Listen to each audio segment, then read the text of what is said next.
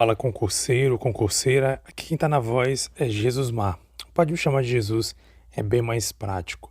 E eu quero aproveitar esse momento, reta final para quem vai fazer o concurso da Prefeitura Municipal de Marabá, para os cargos de pedagogia, de professores aí em várias áreas, como história, português, matemática, enfim, várias áreas, ciências, para quem vai prestar para essas várias áreas da educação.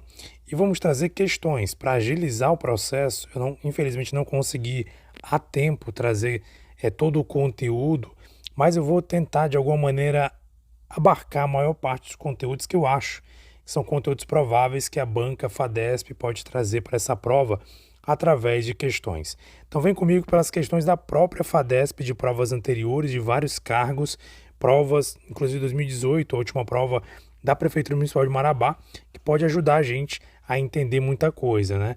Obviamente, em alguns casos eu não vou aprofundar muito a explicação, porque a ideia aqui é ser o mais rápido possível. Em alguns casos que eu não vou aprofundar, que eu já tenho vídeos falando sobre o assunto, eu vou apenas falar rapidamente, vou pular. E alguns outros eu vou comentar, e em todos eles, ou em praticamente todos, que eu lembrar o que eu puder, eu vou citar o artigo que fala, que trata do assunto para você anotar caso você queira dar uma olhada, uma lida, porque é sempre bom dar uma lida no conteúdo para fixar e poder fazer uma boa prova. Vamos lá, sem mais delongas, vamos iniciar a nossa bateria de concurso, né, de questões do concurso público da FADESP. Vamos lá. Começando aqui com a seguinte questão.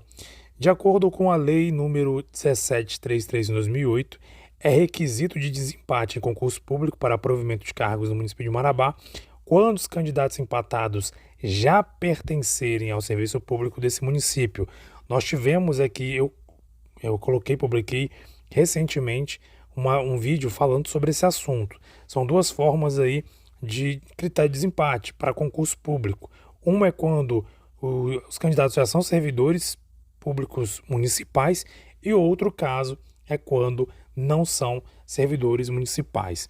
E isso está lá no artigo 6º, nos incisos 2º, aliás, inciso 3º e 4º. Tem os dois critérios. E aqui ele está perguntando o critério quando já pertence ao serviço público. Isso é tratado no parágrafo 3º. Vamos às opções. A. O maior tempo de serviço público prestado ao município, estado e União, respectivamente. Correto. Se você for ler lá no artigo 6º, parágrafo 3º, vai dizer exatamente isso. Em caso de empate, terá preferência para a ordem de classificação candidato já pertencente ao serviço público municipal e persistir na igualdade aquele que contar com maior tempo de serviço público ao Estado, União, município, Estado e União, respectivamente. É exatamente o que está dizendo aqui. O maior tempo, letra B, o maior tempo de serviço na esfera privada. Não, né? Gente, a gente vai perceber uma coisa interessante nas provas da FADESP. Muitas questões, ou algumas delas, ou muitas opções que ela elenca ali nas questões, dá para a gente tirar só por analisar o óbvio. Não precisa nem, assim, saber muito conteúdo. É só você analisar algumas coisas assim, que não faz sentido. E você pode ir eliminando algumas coisas e no final ter uma resposta, pelo menos diminuir ali as dúvidas quanto à resposta que você vai ter. Por exemplo, esse caso aqui, ó, nada a ver questão de dizer que o maior tempo em serviço de esfera privada. Na lei não fala nada sobre isso, não faz sentido. Uma pessoa que trabalha na esfera privada tem nada a ver com a esfera pública nesse sentido aqui, né? Letra C, a maior nota nas questões sobre a Lei 1733 de 2008. Também nada a ver. Não tem nada que diga na lei sobre isso, questão de quem acertar mais questões, etc. Letra D, o maior tempo de contribuição para a Previdência Privada. Também nada a ver. Gente, aqui, se você não soubesse, nessa prova aqui, se você não soubesse, só eliminando coisas que não tem nada a ver, assim, o óbvio, você já consegue saber qual é a resposta, né? Eliminando, por exemplo, a B e a D, que são muito óbvias, que não tem nada a ver, que trata de serviço privado, você já diminuía aí as possibilidades de acertar a questão. Você ficaria entre a e a C, né? E a A, obviamente, é a resposta correta, que é exatamente está escrito lá no parágrafo 3º, do artigo 6º, né, no parágrafo 3º da Lei 17.331, tá bom? Vamos lá. De acordo com a Lei 17.331, essa outra questão é considerado um requisito básico para investidura em cargo público. Ter perdido os direitos políticos? Claro que não, né? Isso é tratado lá no artigo Deixa eu ver exatamente, eu acho que no artigo 6º também, né? Só confirmar para vocês, tem uma lista ali de... Não, é artigo 5º, na verdade, que ele vai dizer ali quais são aí os requisitos para investidura em cargo público. E tem uma lista lá, uma lista. Gente, essa lista eu já falei anteriormente aqui, é uma lista muito óbvia, não vou nem aprofundar porque também eu já fiz vídeo falando sobre isso. É uma lista muito óbvia, então só pela obviedade, vamos dizer assim, entre aspas, você responde uma questão igual a essa. Ele está perguntando o seguinte, é considerado requisito básico? Ele quer saber qual é o requisito básico. Letra A, ter perdido os direitos? Claro que não, né? A lei é muito clara que você tem que estar em plenos direitos, em gozo dos direitos políticos. Então, nada a ver. Se você imaginar, a pessoa que está em pendência com a justiça eleitoral, ela não consegue basicamente fazer nada. Imagine o concurso público. Imagine ser, né, ser empossado aí, ter investidura num cargo público. Letra B, ter nascido no estado do Pará? Outra coisa nada a ver. Nada a ver. Será que a pessoa tem que nascer no Pará para poder assumir um cargo na prefeitura de Marabá? Claro que não, né, gente? Isso aí é, assim, repito, tem questões que só pelo óbvio, só você analisar algumas coisas que não fazem sentido, você pode ir eliminando e fica mais fácil. Tem idade de 19 anos? Não, né? A maioridade no Brasil é 18 anos. Então, nada a ver. Você já elimina 3. Ali são as 3 primeiras, você já pode riscar e não tem nada a ver. E a letra D, não haver sido demitido do serviço público em decorrência de processo disciplinar ou por reprovação de estágio probatório nos 5 anos que antecedem o concurso. Exatamente, é isso mesmo. Inclusive, esse último, a letra D, está lá no parágrafo único, se eu não estou enganado. Não, na verdade, está no inciso 7º, lá do artigo 5º, que ele trata disso, né? Então, muito importante você memorizar essa parte, né? Que, além da questão de não ser demitido em decorrência, né, de um PAD, né, processo disciplinar, ou reprovação de estágio probatório, nos 5 anos que antecedem o concurso. Até tem um vídeo falando sobre isso, vale a pena você dar uma olhadinha lá, um vídeo recente que eu falei do artigo 5º, tá bom? Só ir lá para ver, porque é importante memorizar essa parte aqui, é muito bom, não vou nem aprofundar, porque como eu falei, alguns casos que eu já falei anteriormente, não vou aprofundar até pra gente não perder tempo com isso, tá? Então, mas veja que só as 3 primeiras opções você já elimina, só você raciocinando logicamente, não precisa nem você conhecer a lei. Se você raciocinar pela lógica, você já vai eliminar 3 questões de cara aqui, 3 opções, né? 3 opções aqui de cara, A, B e C, você elimina de cara só tendo raciocínio básico, tá? Então, gente, muita coisa de atenção na hora da prova também, tá? Vamos para a próxima questão. De acordo com a Lei 17.331/2008, a investidura em cargo público ocorrerá com... Olha só, ele está perguntando como é que vai ocorrer a investidura em cargo público. A investidura em cargo público está lá no artigo 8º. O artigo 8º, ele trata do provimento. E a primeira coisa que fala, aliás, o artigo 8º fala, né? E o artigo 9º ele já traz de cara o seguinte: a investidura em cargo público ocorrerá com a posse. Gente, isso você não pode esquecer, guarde para a sua prova, isso sempre cai. Assim, pode ser que não caia nessa prova agora, mas geralmente volta e meia tá caindo em prova isso. Isso cai muito em prova. Investidura do cargo público ocorrerá com a posse. Artigo 9º lá da nossa lei 17.331, ocorrerá com a posse. Ele vai dizer, com a aprovação do concurso público, nada a ver, aqui é outra coisa, você já elimina já de cara, né? Não é com aprovação, nada sobre isso na lei. Demissão do serviço público, aqui menos, né? Se você com aprovação, você não é investido em cargo público, imagine com uma demissão. E a de inscrição muito menos. Estou me inscrevendo no concurso, não tem nada a ver eu já ser investido no cargo, porque ainda vou fazer a prova, ainda vou ver se eu vou passar, enfim. Gente, só pelo óbvio dá para eliminar essa aqui também, a molezinha facinho, mas uma coisa que eu repito, memorize isso. A investidura em cargo público ocorre com a posse. A banca costuma trazer, quando ela quer complicar um pouquinho mais, ela vai dizer que a investidura ocorre com exercício ou ocorre com a nomeação. Nada a ver, tá, gente? Isso aí tem nada a ver. A nomeação, ela acontece antes da posse, né? Antes da posse ocorre a nomeação e a investidura ela vai ocorrer com a posse. Então, veja, a nomeação ocorre, precede, ou seja, é antes, está lá no artigo 11, né? Falando sobre a nomeação. Ela precede a posse, tá bom? Já a posse, A investidura do cargo se dá com a posse, e a posse vem depois da nomeação. Não esqueça isso, hein? Vamos lá para a próxima. Sobre as formas de provimento de cargo público, de acordo com a Lei 1733 de 2008, vamos lá, ele vai elencar aqui várias situações, tá?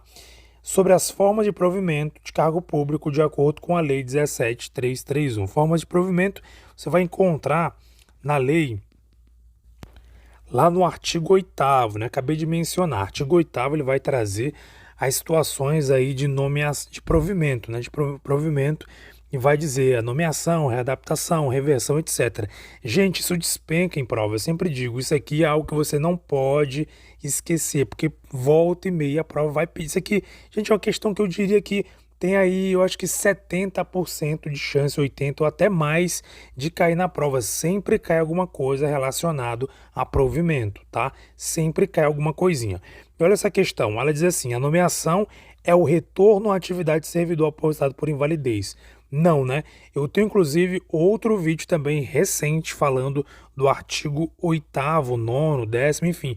Eu tenho, se eu não estou enganado, vídeo até o artigo 24, se eu não estou enganado, vídeo recente. Então não vou nem, assim, falar muito detalhado sobre isso aqui, porque eu já tenho um vídeo falando sobre isso, então se você quiser saber um pouco mais, dá uma olhadinha no vídeo lá, ou então pegue lá, o provimento começa no artigo 8º, tá bom? Vai do artigo 8º e em diante vai falando sobre provimento. Então pega lá o artigo 8º e dá uma olhada, mas aqui o retorno à atividade não tem nada a ver, né? Aposentado por invalidez, isso aqui é outra situação. A reversão é a investidura do servidor ao seu cargo quando sua demissão for invalidada por decisão judicial transitada em julgado. Isso aqui eu cansei de falar, gente. Reversão não é isso. Reversão é a questão da invalidez, tá? Então aquela questão de cima lá, retorno à atividade de servidor aposentado por invalidez, é a reversão, tá? Mas vai ter uma regra a mais, vai explicar direitinho, não vou falar muito sobre isso, porque como eu falei, eu tenho um vídeo falando sobre isso, mas a reversão não tem nada a ver com a demissão invalidada por decisão judicial transitada em julgado. Isso aqui é outra situação, é reintegração. Eu falei no vídeo lá, lembra, reintegração de posse, determinação judicial, é reintegração. Isso aqui não é reversão, é reintegração. Letra C, a recondução é o retorno ao cargo anteriormente ocupado. Correto, é isso que está exatamente falando ali no artigo 10º, né, que ele vai trazer as formas de provimento, e é exatamente isso que está na letra C, a recondução é o retorno do servidor ao cargo anteriormente ocupado. Letra D, a promoção é a forma de provimento de cargo público efetivo pertencente ao quadro permanente da instituição. Isso aqui não tem nada a ver. A questão da promoção vai falar que é, na verdade, a elevação do servidor a uma posição que lhe assegure o maior vencimento básico dentro da mesma categoria funcional. Ele está na mesma categoria funcional, mas a promoção ela vai trazer o servidor a uma posição que vai assegurar um vencimento maior. A diferença é essa, vai ter uma promoção, ele vai ganhar um pouco a mais, para resumir a ideia, para você entender o que significa a promoção nisso tudo, tá bom? Vamos lá, mas lembrando, tem um vídeo que eu falei sobre isso, então procura aí no canal que eu tenho um vídeo falando sobre essa parte, tá? Ao entrar em exercício como condição essencial para a aquisição da estabilidade, o servidor nomeado para o cargo de provimento efetivo ficará sujeito ao estágio probatório por período de 36 meses, durante o qual sua aptidão física e capacidade serão objetos de avaliação especial de desempenho por comissão instituída para essa finalidade. Acerca do estágio probatório, de acordo com a Lei 17.331/2008, podem ser considerados critérios de avaliação. Vamos lá. Letra A, assiduidade e aprovação do prefeito de Marabá. Gente, aqui a gente começa com aquela ideia que eu falei anteriormente. Tem coisas que só pelo óbvio você já tira de letra. Não tem nada a ver, né? A assiduidade e a aprovação do prefeito. Como assim a aprovação do prefeito? Então vamos lá, né? Letra B, pontualidade e aprovação da Câmara. Para que a aprovação da Câmara? Não tem nada falando sobre isso, sobre a aprovação da Câmara. Letra C, urbanidade e relações interpessoais. Opa, isso aqui a gente pode segurar um pouquinho para ver depois. Produtividade e obtenção de especializações.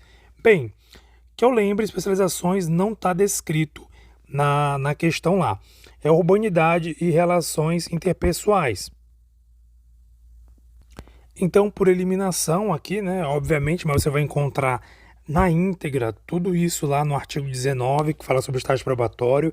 E aqui eu digo para vocês, hein, cai muito em prova estágio probatório. Então é bom você dar uma olhadinha no conteúdo, dar pelo menos uma lida no estágio probatório, que costuma cair também em questões da FADESP.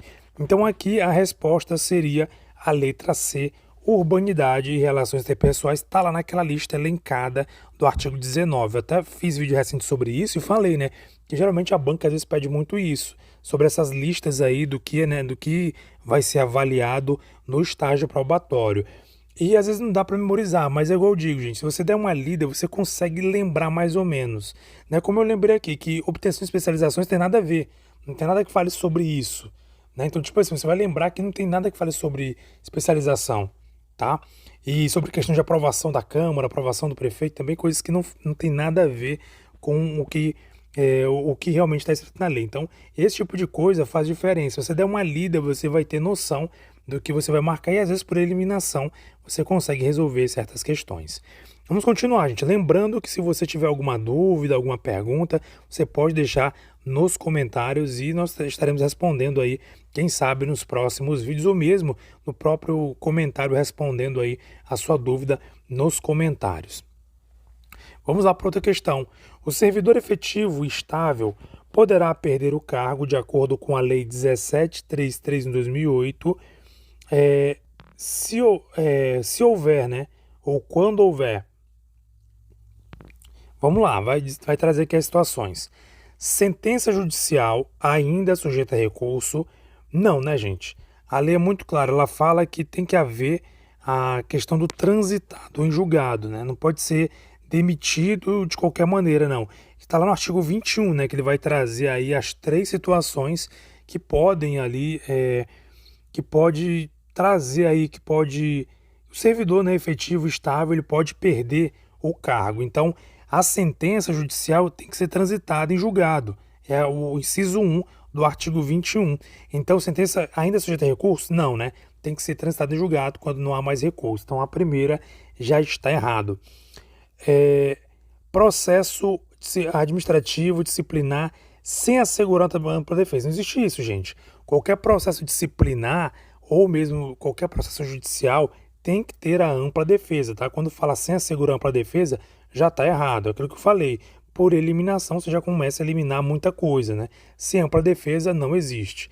C. Reprovação em procedimento de avaliação periódica de desempenho nos termos do que dispuser regulamento estágio probatório do respectivo poder, assegurada ampla defesa. Opa, peraí. Aí, isso aí parece que está na íntegra, hein? A letra C é a íntegra lá do inciso 3, né? Inciso 3 do artigo 21 da Lei 17.331 vai dizer que essa é uma situação que pode sim trazer uma reprovação para o servidor. A questão do estágio probatório, a reprovação, né, no procedimento de avaliação periódica. Letra D, portaria assinada pelo seu superior imediato, isso aqui não existe, tá, gente? Então, o artigo 21 traz as 3 situações que são a sentença judicial transitada em julgado, processo administrativo, tá, o PAD, que a gente costuma chamar, que tem que assegurar ampla defesa, e o caso aí da reprovação em procedimento de avaliação periódica de desempenho no que dispuser o regulamento de estágio probatório no respectivo poder assegurado ampla defesa, que é exatamente o que diz a letra C. Eu acho que a gente tem visto também falando sobre isso. Questão 17 aqui, de outra prova, claro, né, que eu peguei. Vamos lá, tá o print na tela. Nos termos da Lei 17.33 de 2008, existe a possibilidade de o servidor efetivo ser investido em função de atribuições e responsabilidades compatíveis com a limitação que tenha sofrido em sua capacidade física, mental ou sensorial, verificada por junta médica do órgão previdenciário do município. A essa forma de provimento de cargo público denomina-se, se você assistiu nossas aulas, você vai responder isso aqui com a mão nas costas, tranquilamente. É a letra A, já está de cara, letra A. Readaptação, tá, gente? Como eu falei para vocês, tá lá no... Deixa eu dar uma olhadinha aqui, qual é o artigo correto. A gente falou muito sobre isso, né? Readaptação Lá mesmo no artigo 10 você já consegue ver, né? No inciso 2 já vai falar sobre a readaptação, lá no artigo 10. Então, olha só como esse artigo 10, eu falei para vocês, né? O artigo 8, o artigo 10 cai muito em prova. Essa parte aqui de readaptação, reintegração, aproveitamento, recondução, tudo isso cai muito em prova, é campeão em provas da FADESP. Então, assim, fique muito ligado. Eu fosse você, daria uma lida boa nesse artigo 10, que traz muito sobre isso, tá? Então, aqui, letra A, readaptação. Não vou falar muito sobre isso porque já tem um vídeo falando sobre esses casos. Continuando, para ganharmos tempo aqui, respondermos o máximo de questões possíveis neste vídeo e continuaremos, claro, no próximo vídeo, essa semana inteira. Vou ver se até quinta-feira eu consigo concluir, acho que até antes eu vou conseguir concluir essas questões e trazer alguma coisa adicional, se for o caso. Vamos lá. 18, que é a questão que a gente selecionou, diz assim: sobre a remuneração de servidores da administração direta e indireta do município de Marabá, é correto afirmar que, sobre remuneração, gente, tem uma parte que fala só de remuneração. Veja que a banca ela pode pedir qualquer coisa, literalmente, tá? E por isso que quando eu trabalho com vocês questões, eu até procuro sempre analisar cada uma delas e falar para vocês, né? Aquilo que parece óbvio a gente corta, né?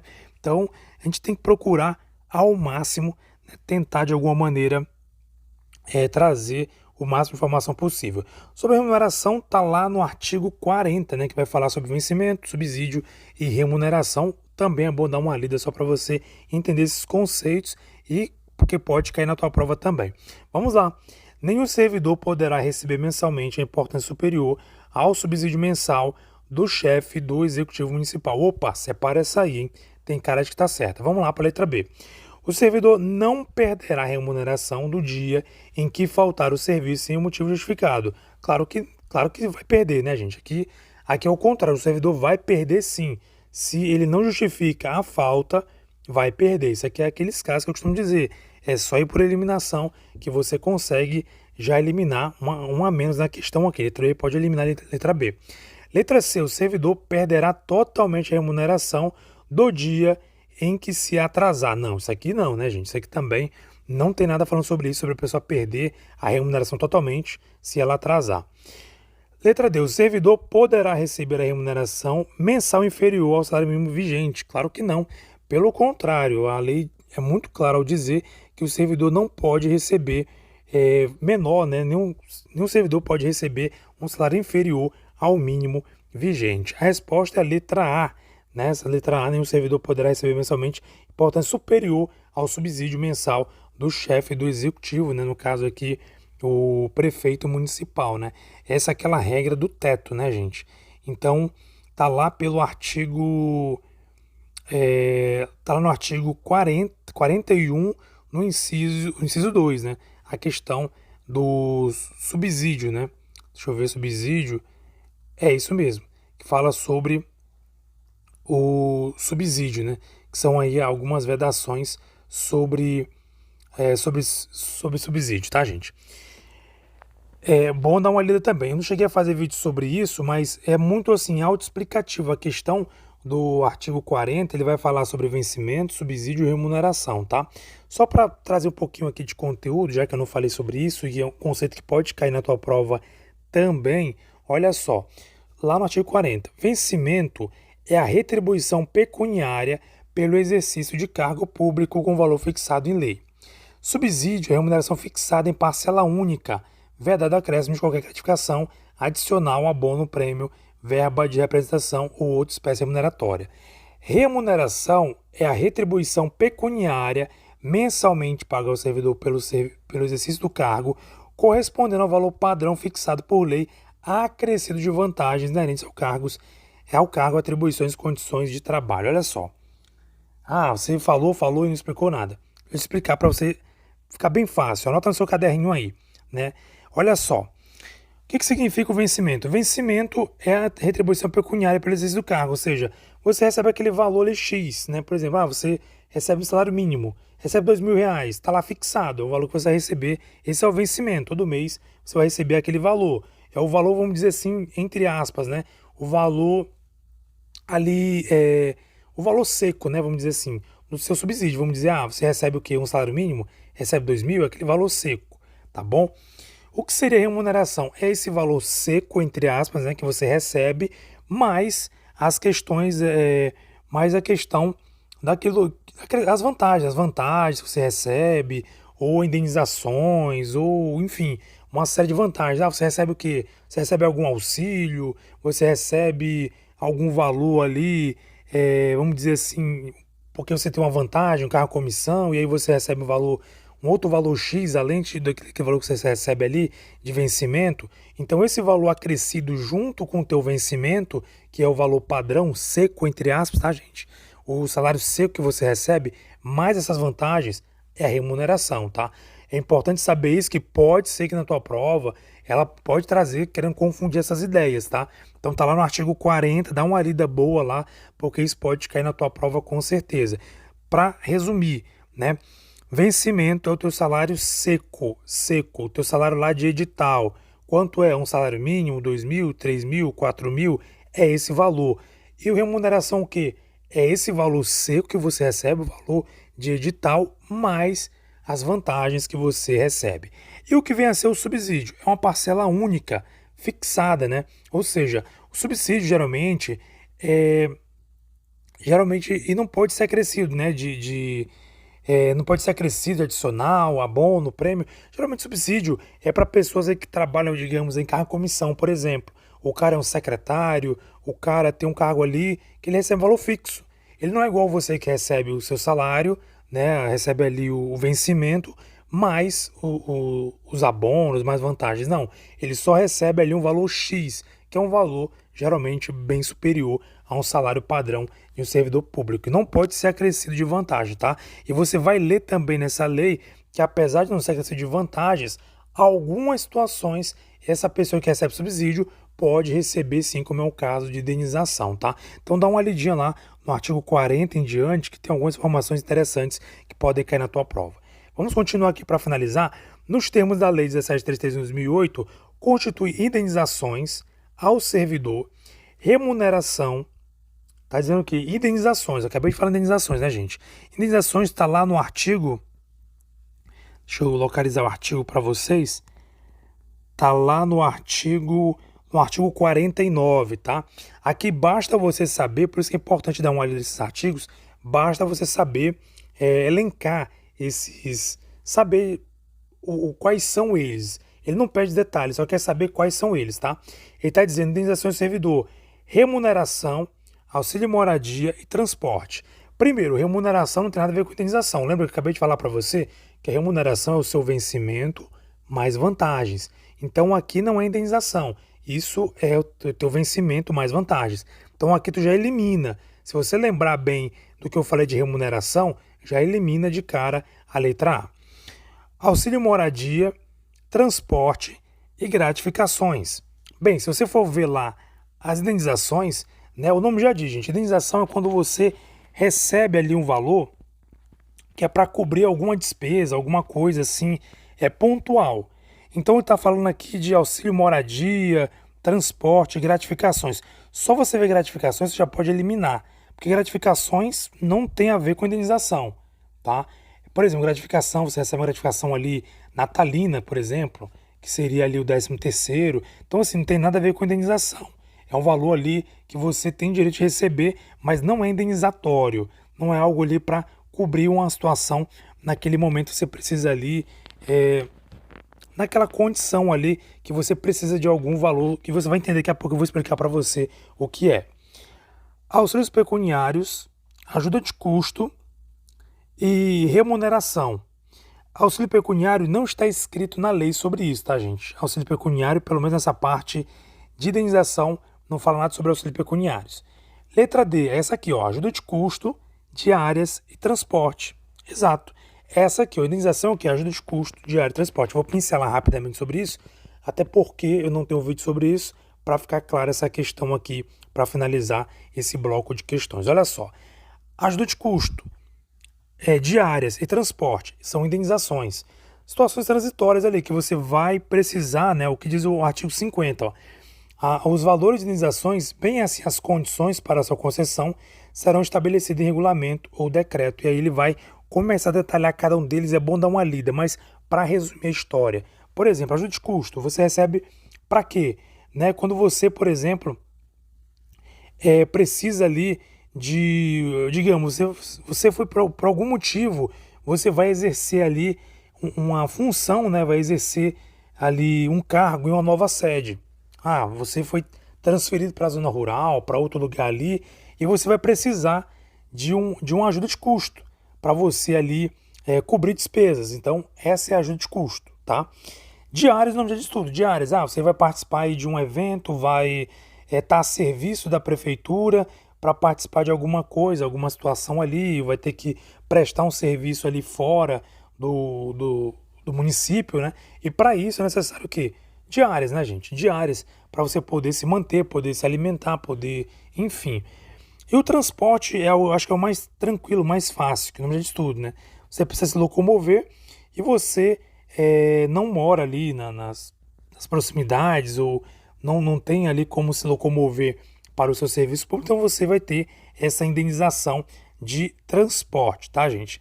Então, assim, muito tranquilo, geralmente as provas elas não aprofundam muito, mas se aprofundar não tem muito o que discutir não. Ajuda de custo, só você lembrar. Ajuda de custo como é que é?